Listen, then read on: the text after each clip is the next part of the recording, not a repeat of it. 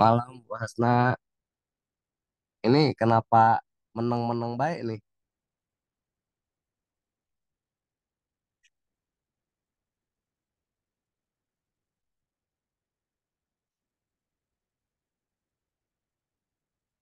Belum dimulai apa, Bu? Atau gimana? Belum Pak, nunggu yang lain Pak. Oh, kurang siapa, Bu? Apa Pak? Kurang siapa? Salsa, Dinda, Andrian ya? Iya, Oke, oke. Izin ya, Bu ya. Nongkrong dulu di sini. Hehe. iya Pak. Silakan Pak, silakan Pak. Walah, iki rek, Bang Soleh.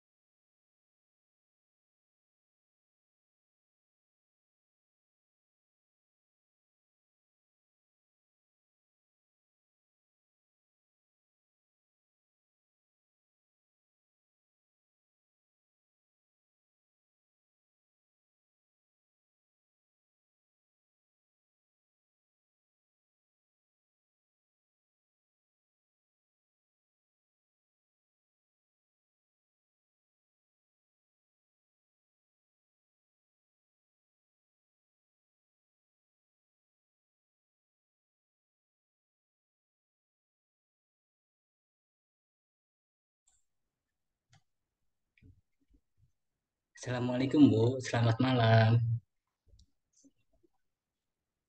Selamat malam. Ini bisa langsung dimulai atau gimana ya Bu? Ini masih ada yang Selamat belum. malam, Bu Asna. Ya, malam. Salsa sama Fikri yang belum ya. Ya, Muhammad Fahmi juga. ya mungkin nanti mereka bisa nyusul sih biasanya seperti itu Bu. Oh, baik.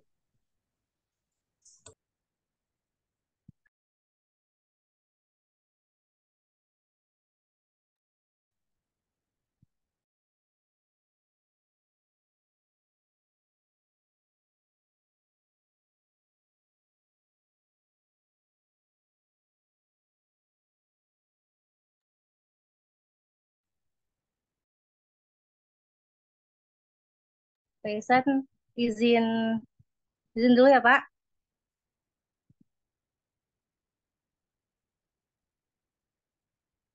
Halo, Pak Ihsan. Monggo Bu, mulai aja.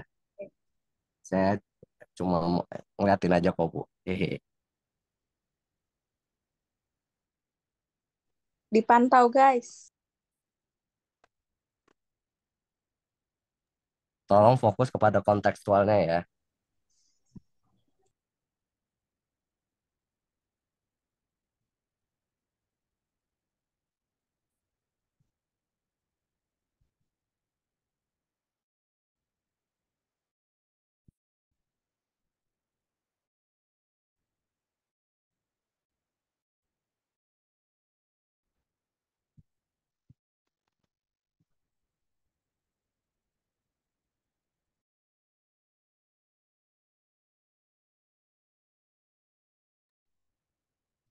Baiklah, langsung saya mulai.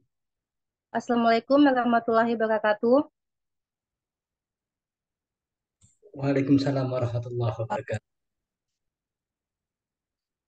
Alhamdulillah, segala puji bagi Allah, Tuhan seluruh alam, karena berkat rahmat dan karunia-Nya kita dapat mengikuti perkuliahan sistem penunjang keputusan pertemuan kedua.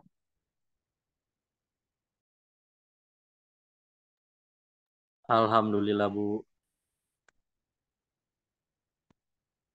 Pada pertemuan kedua ini, kita akan membahas tentang konsep dasar sistem penunjang keputusan, jenis-jenis DSS berdasarkan penggunaan dan fungsinya, cara kerja sistem penunjang keputusan, manfaat sistem penunjang keputusan, perkembangan sistem penunjang keputusan, dan tantangan dan permasalahan dalam implementasi DSS.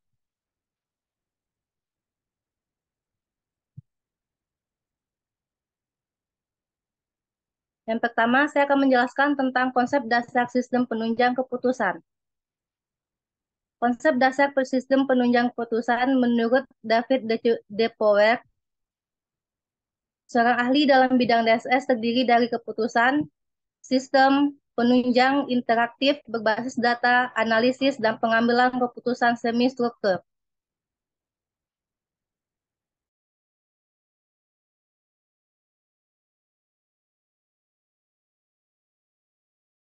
Yang pertama itu konsep dasar tentang keputusan. Keputusan adalah inti dari DSS. Keputusan ini mengacu pada proses pemilihan satu tindakan atau opsi dari berbagai alternatif yang tersedia. Keputusan dapat berkisar dari yang sederhana hingga yang kompleks dan strategis dalam konteks organisasi.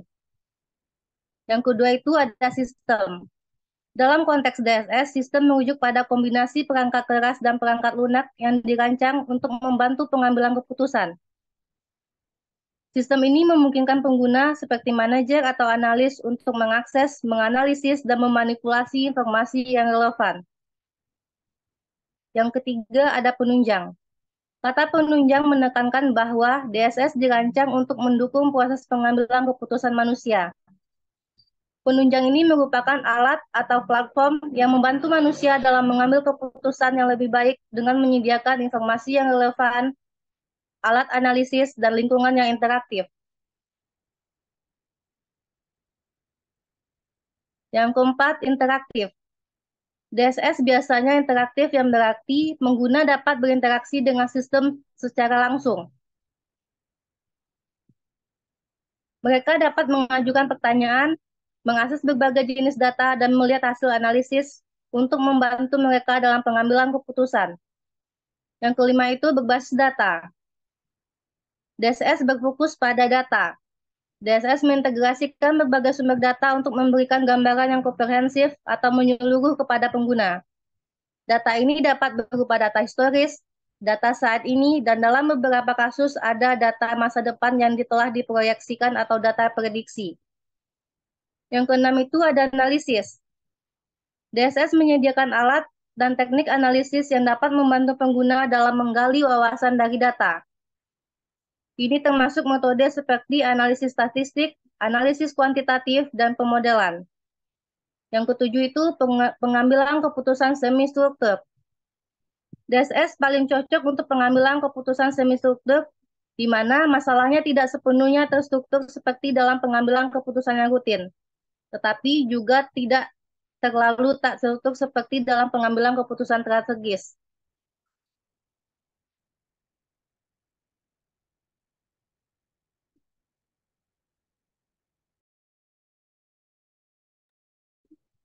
Selanjutnya, jenis-jenis decision super system berdasarkan penggunaan fungsinya. Sistem penunjang keputusan adalah sistem yang digunakan untuk membantu pengambilan keputusan dalam suatu organisasi atau proses bisnis. Berdasarkan penggunaannya atau fungsinya, DSS dapat dibagi menjadi beberapa jenis, yaitu yang pertama itu sistem penunjang keputusan berbasis model. Adapun fungsinya ialah memanfaatkan model matematis atau statistik untuk menghasilkan rekomendasi atau prediksi. Model ini dapat berupa model peramalan, model optimasi, dan model simulasi. Adapun penggunaannya sering dalam perencanaan bisnis, peramalan penjualan, perencanaan produksi, dan manajemen rantai pasokan. Yang kedua itu ada jenis sistem penunjang keputusan berbasis data. Fungsinya lebih fokus pada analisis data historis dan saat ini untuk mengidentifikasi tren, pola, dan informasi penting yang dapat digunakan dalam pengambilan keputusan. Adapun penggunaannya ialah dalam analisis bisnis, pemodelan pelanggan, analisis keuangan, dan pemantauan kinerja operasional. Yang ketiga ada sistem penunjang keputusan berbasis aturan. Fungsinya ialah menggunakan aturan atau logika untuk menghasilkan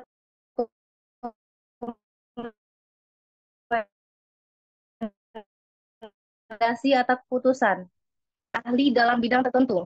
Ini samakan dalam bidang medis, kepatuhan hukum, manajemen risiko, dan pengambilan keputusan berdasarkan kebijakan perusahaan. Yang keempat, sistem penunjang keputusan berbasis pengetahuan. Fungsinya ialah menggabungkan pengetahuan yang diperoleh dari para ahli atau sumber pengetahuan manusia untuk memberikan rekomendasi atau solusi. Penggunanya ini berguna dalam bidang konsultasi, perencanaan proyek kompleks, dan pengambilan keputusan yang melibatkan aspek-aspek yang sulit diukur. Yang kelima, sistem penunjang keputusan berbasis geografis. DS ini menggunakan data spasial dan geografis untuk membantu pengambilan keputusan yang berhubungan dengan lokasi atau geografi.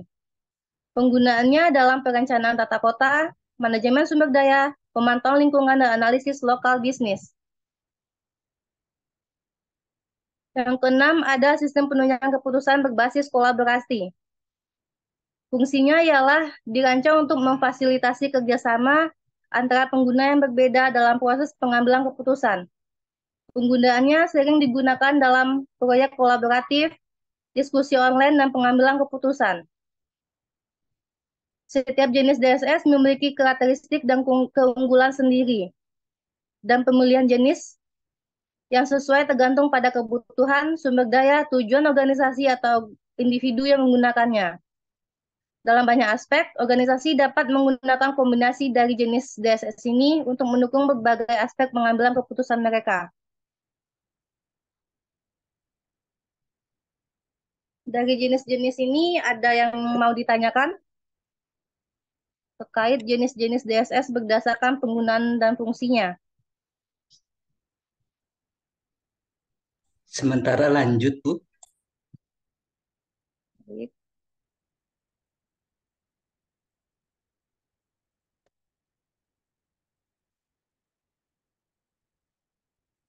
Selanjutnya, cara kerja sistem penunjang keputusan. Cara kerjanya yang pertama itu pengumpulan data. DSS mengumpulkan data dari berbagai sumber, baik internal maupun eksternal. Data ini dapat berupa data historis, data saat ini, atau data yang akan diprediksi. Yang kedua, pengolahan data.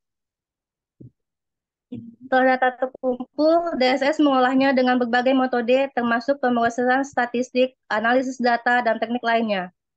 Pengolahan data ini bertujuan untuk mengubah data menjadi informasi yang bermanfaat.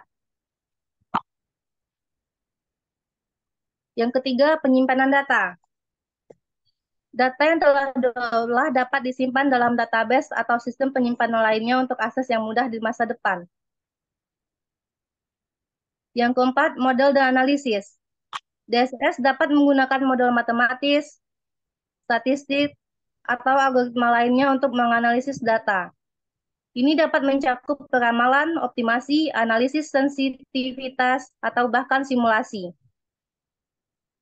Yang kelima, antarmuka pengguna.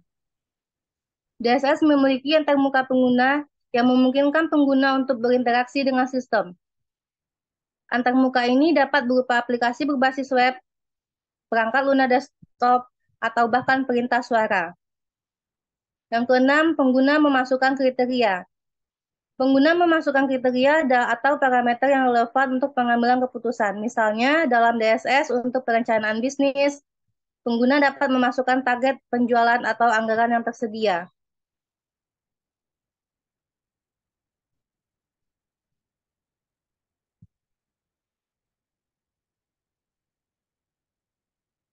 Mungkin Muhammad Soleh bisa menjelaskan terkait pengumpulan data yang ada hubungannya dengan tugas minggu lalu.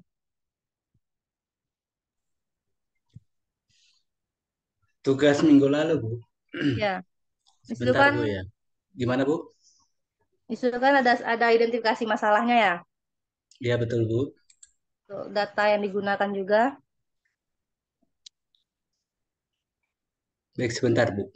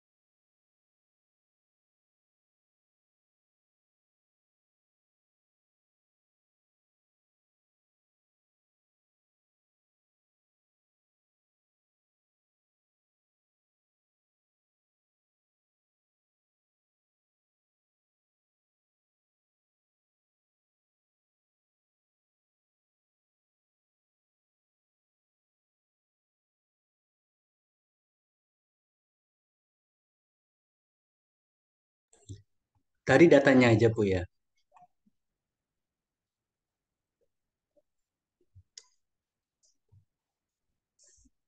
Ya, halo.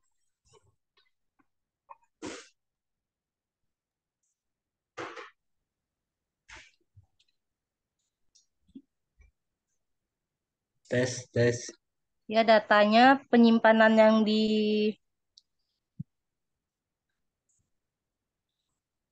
digunakan juga. Eh, baik, Bu. Terima kasih, Bu.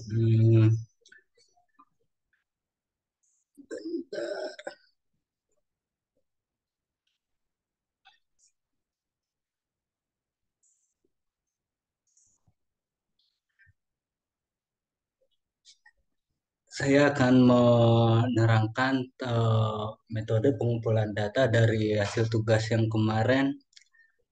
Eh, itu data yang kita perlukan adalah mengidentifikasi dari semua penjualan baik itu showroom ataupun dealer-dealer motor ya Bu ya. Terkait kualitas, performa konsumsi bahan bakar dan tipe-tipe mesin serta faktor yang relevan Bu.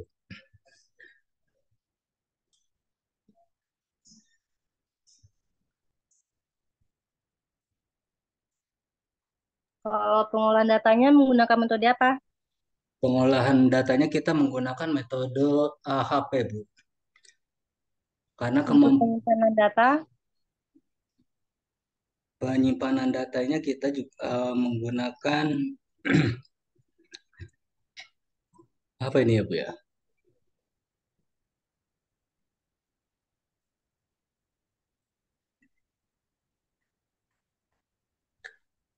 Untuk penyimpanan data kita menggunakan sistem AHP juga sih Bu ini Bu. sistem yang dibangunnya menggunakan bahasa pemrograman apa?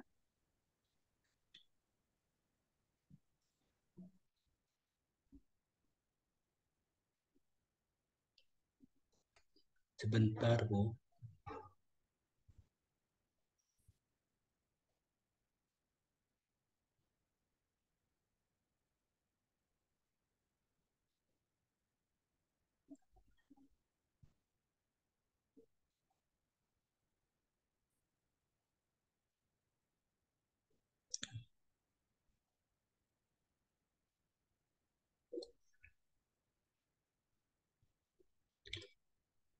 Kita bisa menggunakan apa namanya aplikasi desktop atau web atau aplikasi mobile seperti tergantung pada kebutuhan atau aksesibilitas yang kita gunakan sih Bu sebenarnya Bu.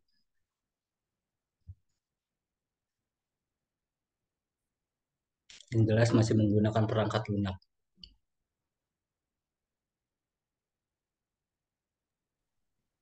Penyimpanan datanya, Penyimpanan database data yang digunakan, database yang kita gunakan itu menggunakan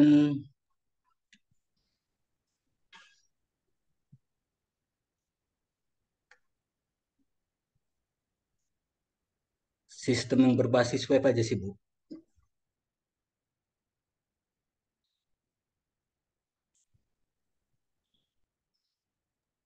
apa itu MySQL ya? Yang di contoh kasus yang Ya, kamu, ya MySQL. lebih ininya ke MySQL juga Bu.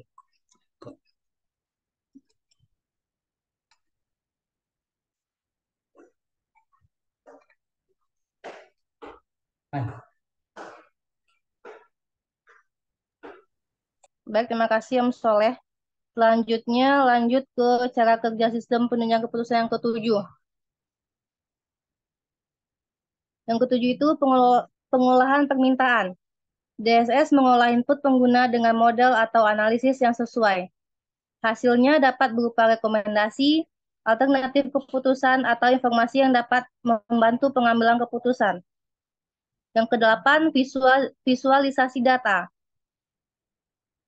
DSS sering menggunakan grafik, tabel, dan visualisasi data lainnya untuk membantu pengguna memahami informasi dengan lebih baik. Yang kesembilan, pengambilan keputusan. Pengguna menggunakan informasi yang disediakan oleh DSS untuk membuat keputusan yang lebih baik. DSS dapat membantu pengguna mengevaluasi konsekuensi dari berbagai pilihan. Yang ke-10, monitoring dan evaluasi. Setelah keputusan diambil, DSS dapat digunakan untuk memantau implementasi keputusan dan hasilnya. Jika perlu, pengguna dapat melakukan penyesuaian atau perubahan keputusan. Yang ke-11 ada pelaporan. DSS dapat menghasilkan laporan berdasarkan data dan hasil analisis untuk keperluan dokumentasi dan pelaporan. Yang ke-12 itu ada iterasi, di mana proses ini dapat berulang tergantung pada perubahan dalam lingkungan atau situasi bisnis. Pengambilan keputusan adalah proses yang berkelanjutan, dan DSS dapat membantu dalam menghadapi perubahan dan tantangan yang baru.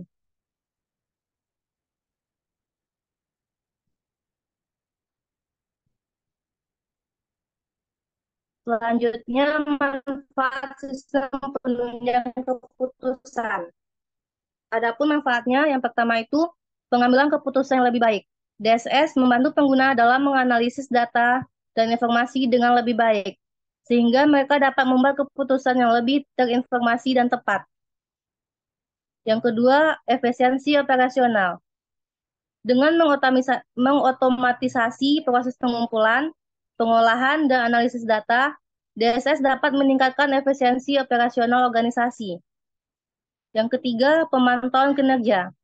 DSS dapat digunakan untuk memantau kinerja organisasi atau proses bisnis secara berkala, yang memungkinkan untuk mengidentifikasi masalah atau peluang dengan lebih cepat. Yang keempat, penghematan waktu dan biaya. DSS dapat membantu menghemat waktu dan biaya dalam proses pengambilan keputusan karena tidak perlu melakukan analisis manual yang rumit. Yang kelima, pengelolaan risiko yang lebih baik.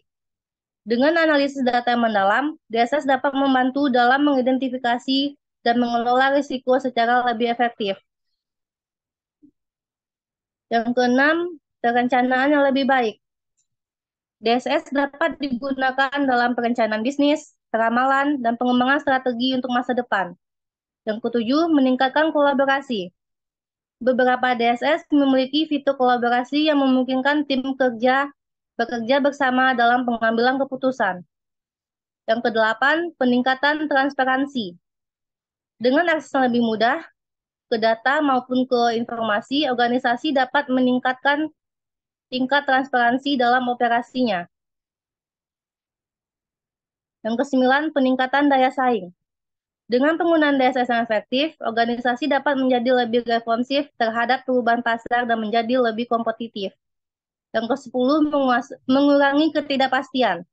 DSS dapat membantu mengurangi ketidakpastian dalam pengambilan keputusan dengan menyediakan informasi yang lebih akurat dan prediksi yang lebih baik. Terkait manfaat sistem penunjang keputusan, apa ada yang mau ditanyakan?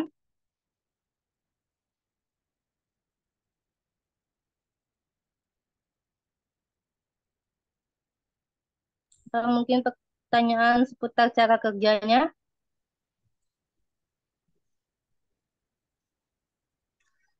Iya Bu, mohon maaf Bu. Bu, Ya, sudah mau ditanyakan? kalau sistem DSS ini menggunakan apa ya Bu biasanya Bu dalam metode pengumpulan datanya? Metode pengumpulan datanya. Ya kan tadi kan mungkin apa MySQL atau Hmm, lewat yang lainnya atau apa gitu Bu.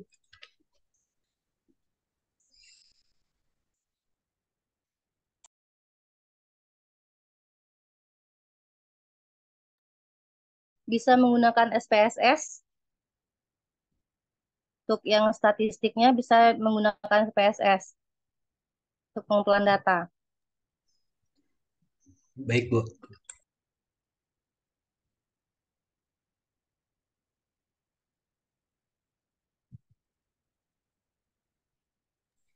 Tapi bisa menggunakan MySQL juga kan Bu? Ya, bisa.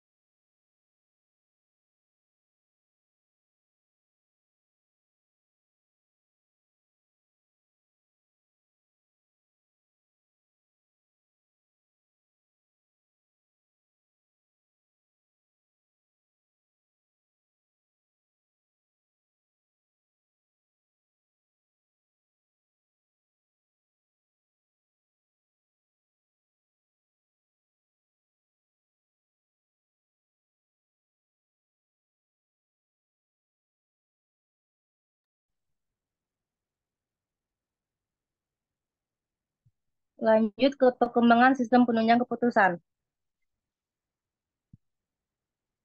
Perkembangan SPK telah mengalami evolusi yang signifikan sejak pertama kali diperkenalkan.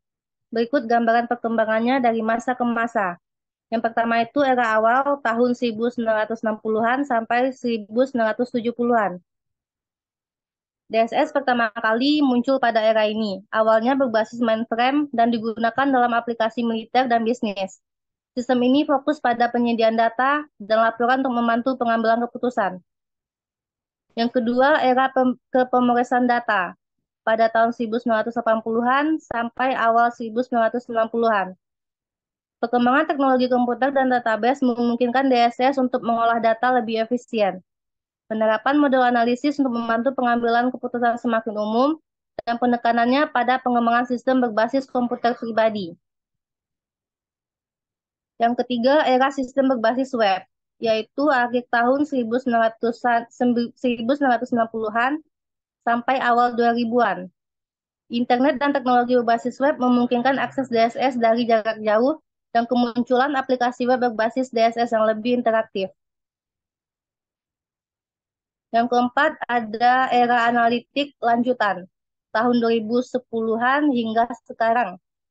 Perkembangan besar dalam analitik data, kecerdasan buatan, dan pembelajaran mesin. DSS menggunakan teknik-teknik ini untuk menganalisis data besar atau big data secara cepat dan akurat. Peningkatan dalam visualisasi data untuk menyajikan informasi dengan cara yang lebih intuitif. Yang kelima itu ada era mobile DSS. Peningkatan pengguna perangkat mobile dalam pengambilan keputusan. Aplikasi DSS yang dapat diakses melalui ponsel pintar dan tablet. Yang keenam ada era cloud computing. Pada tahun 2010 sampai sekarang. Kemunculan komputasi awan memungkinkan menyimpan data yang besar dan akses lebih fleksibel ke DSS. Penggunaan cloud DSS memudahkan kolaborasi tim yang tersebar secara geografis. Yang ketujuh itu ada era kecerdasan buatan pada tahun 2020-an sampai sekarang.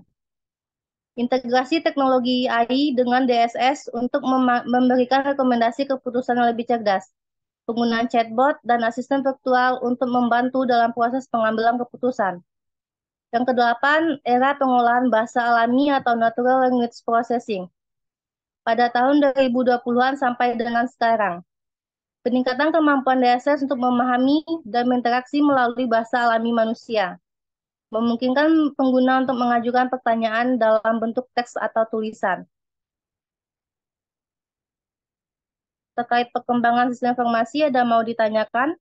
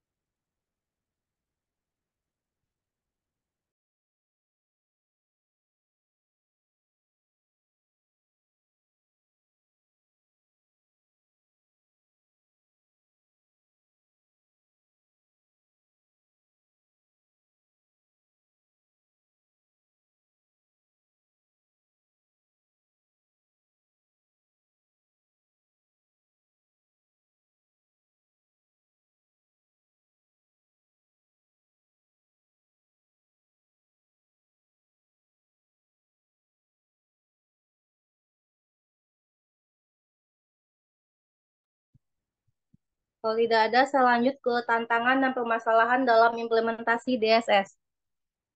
David J. Powerk adalah seorang ahli dalam bidang sistem penunjang keputusan yang telah mengidentifikasi beberapa tantangan dan permasalahan yang terkait dengan implementasi sistem penunjang keputusan. Beberapa tantangan utamanya ialah yang pertama itu kompleksitas bisnis. Organisasi modern seringkali memiliki struktur bisnis yang kompleks, dengan banyak unit bisnis dan cabang yang berbeda. Implementasi DSS harus mampu mengatasi kompleksitas ini dan menyediakan dukungan keputusan yang sesuai. Yang kedua, perubahan lingkungan bisnis. Lingkungan bisnis selalu berubah, termasuk perubahan dalam pasar, persaingan, peraturan, dan teknologi. DSS harus dapat beradaptasi dengan cepat untuk tetap relevan dan efektif dalam mendukung keputusan. Yang ketiga, data yang tidak tersedia atau tidak akurat. Seringkali, data yang diperlukan untuk membuat keputusan tidak tersedia atau tidak akurat. Ini dapat mengganggu kemampuan DSS untuk memberikan informasi yang berguna dan akurat. Yang ke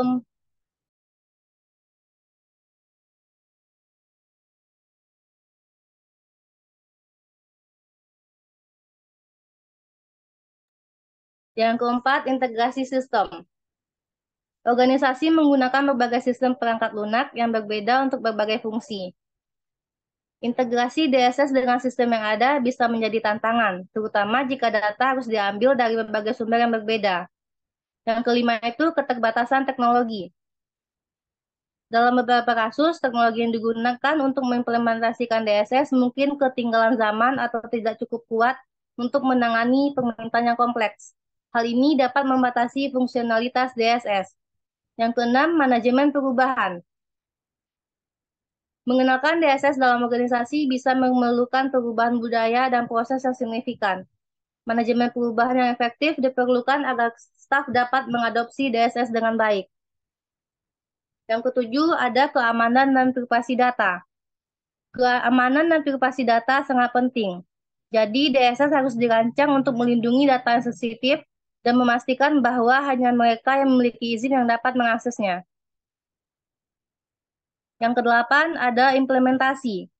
Implementasi DSS bisa memerlukan investasi besar dalam hal perangkat lunak, perangkat keras, pelatihan, dan dukungan. Jadi, organisasi perlu mempertimbangkan anggaran dan sumber daya yang diperlukan. Yang kesembilan, kesesuaian dengan kebutuhan pengguna. DSS harus dirancang dengan mempertimbangkan kebutuhan pengguna akhir. Salah penyesuaian dengan kebutuhan pengguna dapat mengakibatkan ketidakpuasan dan ketidakberhasilan implementasi. Yang ke-10 ada pengukuran kinerja. Mengukur sejauh mana DSS berhasil dalam mendukung pengambilan keputusan adalah tantangan tersendiri. Perusahaan perlu mengembangkan metrik yang relevan dan mengukur kinerja DSS secara berkala.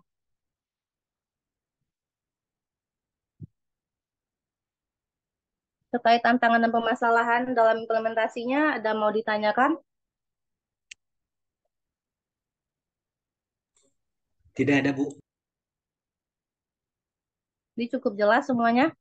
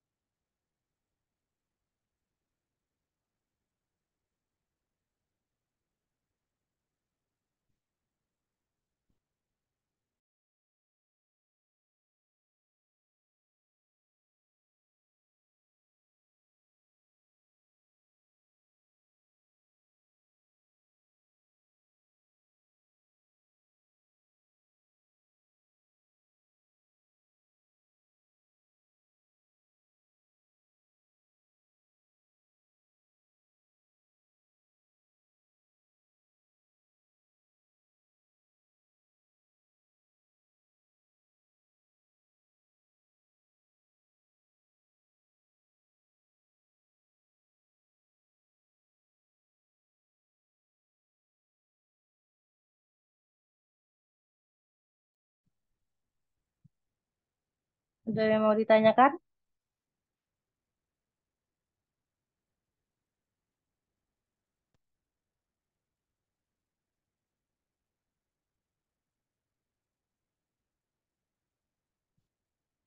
Cukup, Bu.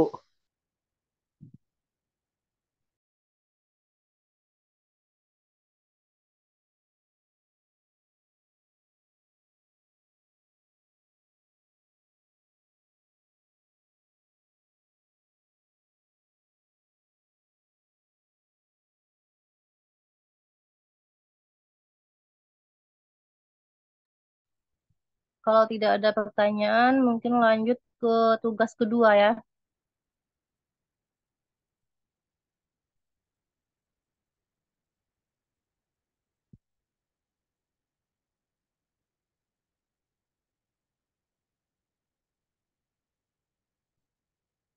Ini tugas keduanya, yaitu cari studi kasus tentang SPK, kemudian identifikasi konsep dasar sistem penunjang keputusannya, jenis DSS yang digunakan, lalu cara kerjanya, manfaat, perkembangan sistem penunjang keputusan. Perkembangan ini dalam studi kasus itu yang digunakan yang mana begitu?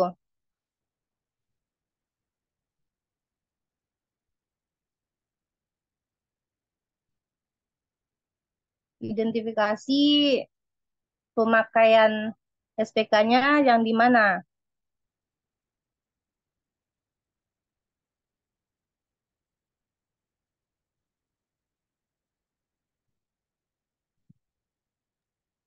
Baik, Bu.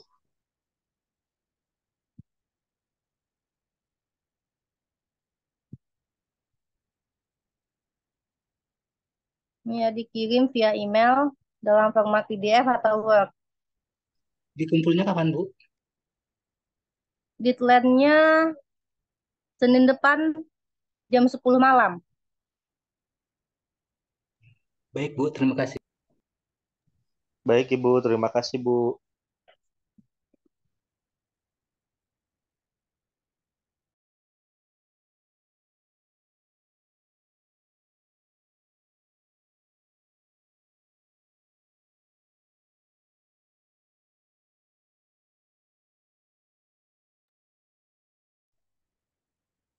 Untuk tugasnya, apakah jelas instruksi yang saya berikan? Sudah Ada yang mau jelas, Bu. ditanyakan?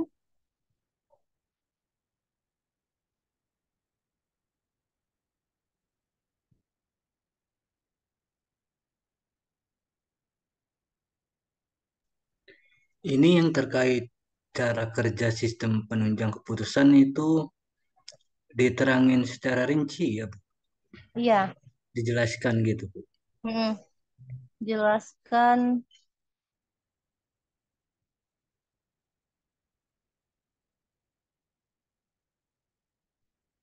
ini pengumpulan datanya pakai apa, pengolahan datanya juga, penyimpanan, model Ya, analisisnya, atau antar muka penggunanya apa yang digunakan.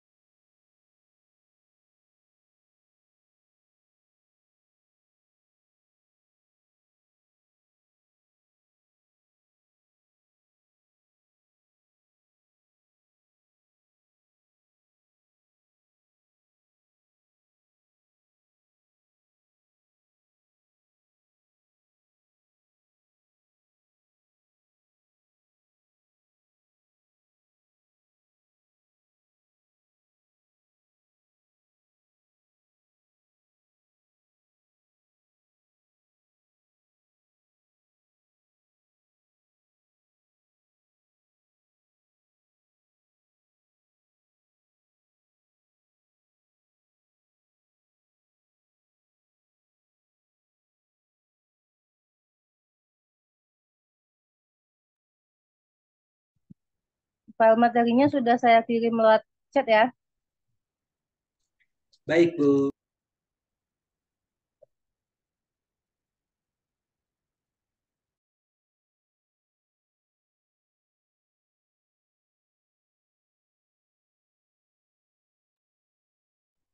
Ada yang mau ditanyakan?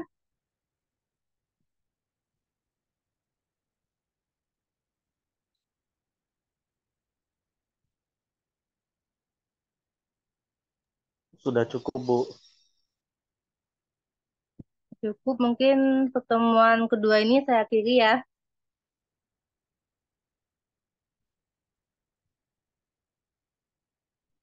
Lanjut minggu depan. Baik, Bu. Baik, Bu.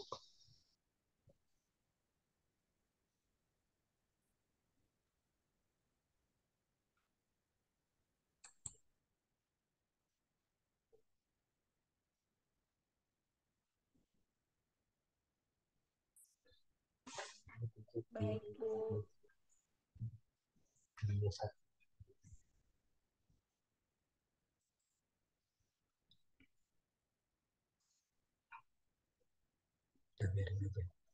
Kita paling. Baiklah, mungkin demikian pertemuan kedua. Saya akhiri dengan wassalamualaikum warahmatullahi wabarakatuh. Waalaikumsalam Waalaikumsalam warahmatullahi wabarakatuh. warahmatullahi wabarakatuh. Terima kasih, Bu Asna. Kasih, Bu.